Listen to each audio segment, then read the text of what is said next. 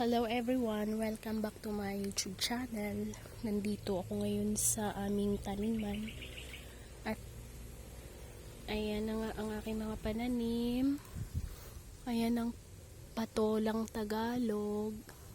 Meron dito. Ayan yung harvest ko na to. Yung iba na harvest ko na kanina. Kukunin ko lang to kasi sa susunod na linggo pagbalik namin dito, magulang na to. Aray, nangangagat. Yung mga hantik. Ito, meron pa dito. Uy, siguro itong ampalaya na to, ano to? Ampalayang ligaw. Wala siyang bunga eh. At hindi ko to tinanim. Bigla na lang siyang sumibol dyan. Nayaan ko lang. Tignan ko. Ay, naunahan ako ng pagkagulang. Magulang na. Madami magulang na ano. Wow! Wow, wow, wow, wow! Wow, wow, wow! Tuwang-tuwa naman ako. Nakita ko yung mga bunga ng mga katanim. Saan pa ba meron? Ito harvest ko to mamaya. Ito magulang. At ito, uunahan ko na to kasi sa susunod na linggo pa kami pupunta. Baka kasi kainin ay magiging magulang na.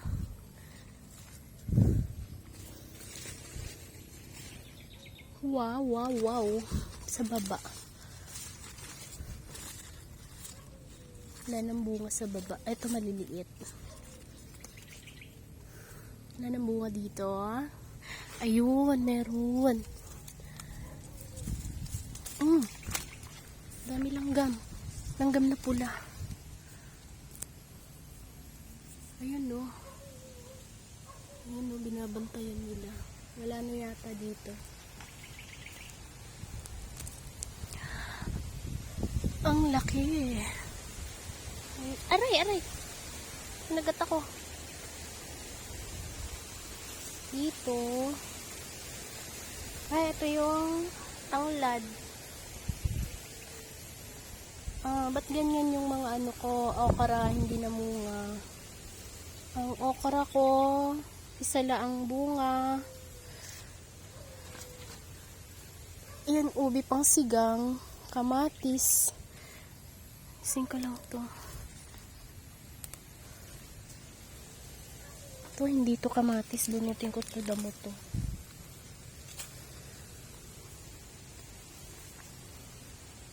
Yung langka. Yung langka, akala ko may bulaklak na. Ito yung mga kamote. Luyang dilaw. Yan, luyang dilaw.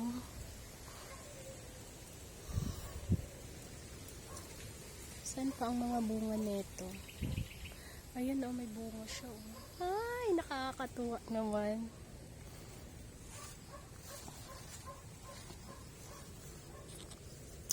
Ayan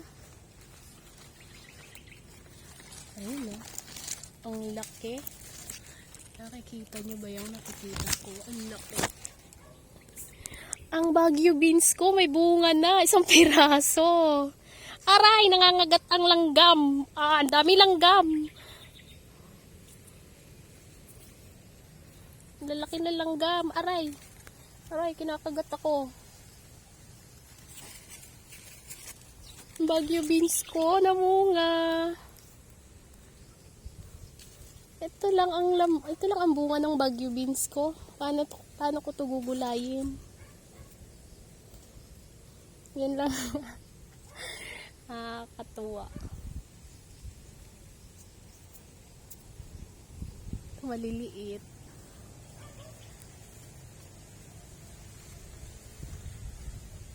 Wala na.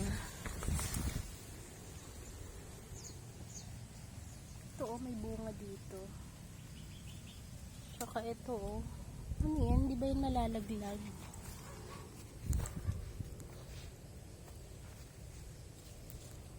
Ayan patola. Ayan yung patolang malaki Ayun, ang laki Halika. Halika. Uy, magulang na ba? Kakainin na kita, kakainin na kita. Halika dito. Halika dito. Laki. Laki, oh. Ay, laki ng ano, nakakatuwa. Ayan pa. Ayan pa. Ayan. Meron pa doon sa dulo.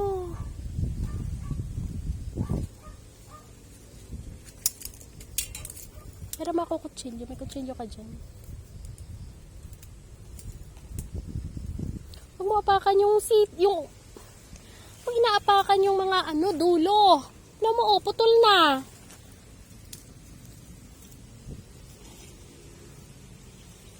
Tinutol mo to.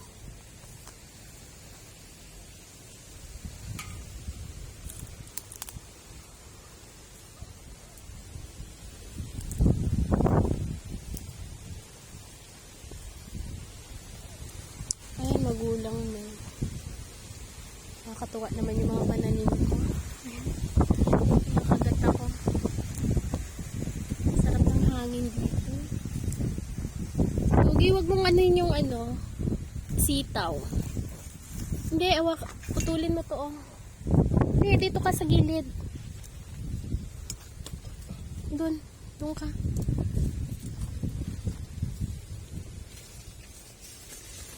Ito, oh. Hindi mo nakita to kahapon? Ha? Baliktad naman yan, hindi yan ang ano yan. Hindi nga yan. Yun. Laki. Laki, oh. Ha? Pwede pa to. Malambot pa.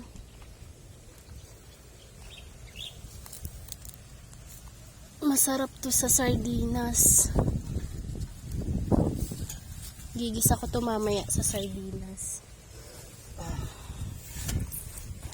Huwag mong putulin yung ano. At pinuputol. Ayan na.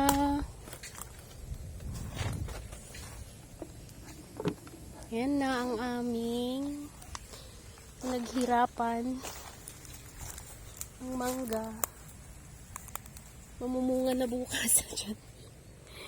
Mamumunga. Ito yung ube. Ito yung laman ng ube. Yan. Ube yan. Yan siya, ube yan. At meron pa dito. Yan. Maliit. Yung mga ube yan dyan. Ang ampalaya. Yan. Magpakabait naman kayo. Patikimin nyo naman kami ng ampalaya. Patikimin nyo naman kami ng laman nyo. Ay! Yung tinanim ko, sili. Ano to? Siling. Anong sili ba to? Nakalimutan ko anong klaseng sili. Siling labuyo yata.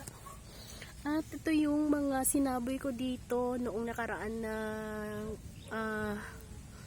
petchay. Yan. Sumibol na siya. Ang bango ng ano. Ang bango nung nasagi ko yung ano, yung tanglad. Ang bango. Nagtanim ako dito ng mga buto ng talong. Dito na parte. Hindi siya tumubo. Yun. Tanim ako dito at yung plat niya. Ngayon, noong nagdamo ako dito, may nakita ako dito. Isa. Tapos meron dito isa. Diba? Kung hindi mo aalagaan, tumutubo. Pero pag inaalagaan mo, hindi naman tumutubo. Ano yun? Dito nilipat ko dito yung yung kangkong. Upland na kangkong. Ito yung kangkong na nabubuhay sa tubig. Pero, tinanim ko siya dito sa walang tubig. Kaya, ganito ang kinalalabasan. Okay lang naman yan. Basta, basta yung madidiligan. Umuulan. eh nabuhay siya. Kasi kung di niya pipiliting mabuhay, mamamatay siya. Diba? Kaya lang, kinakain ng yun no, may mga insekto. Yung iba, wala naman. Ito yung malinis. Na hindi ka mag-iisip na may uod. Na yung uod na makikita mo sa mga kangkong na yung galing sa ilog, mga may tubig, galing sa tubig. Kasi for sure may mga uod yun, maliliit, linta. Hindi nakikita ng iba. Na-try ko na yun dati. Bumili ako ng kangkong.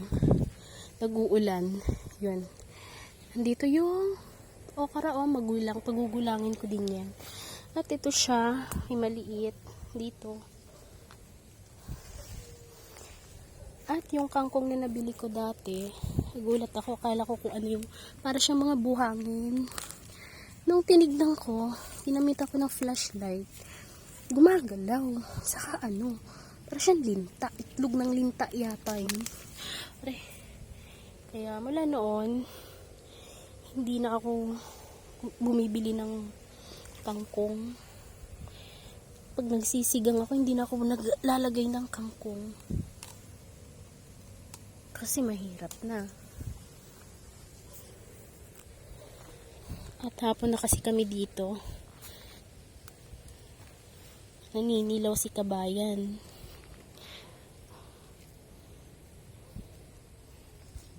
Naninilaw.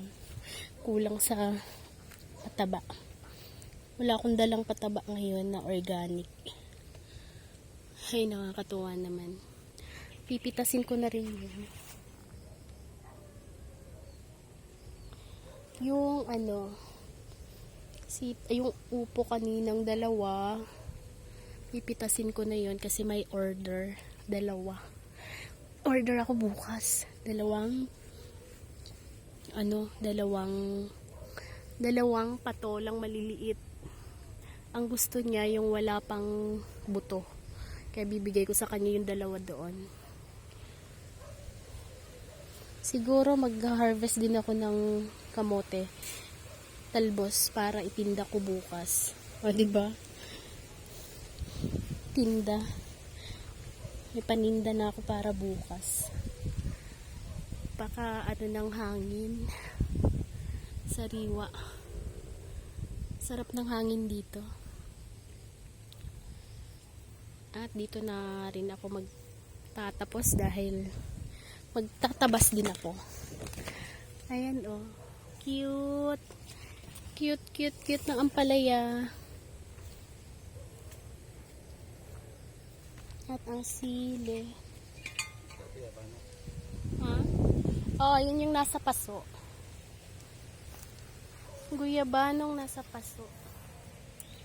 Mag-harvest ako ngayon ng Bakit mo pinuputol ang dulo? Ha? Ano yan, maggagapang? Mamamatay yan. Pinuputol mo Ikaw yata pumutol lang sa pipino.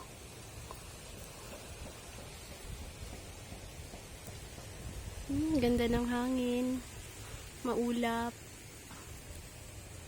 May bagyo yata.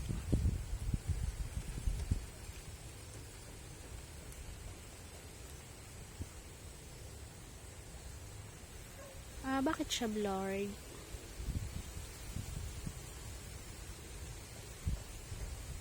Nagba-blurred yung background.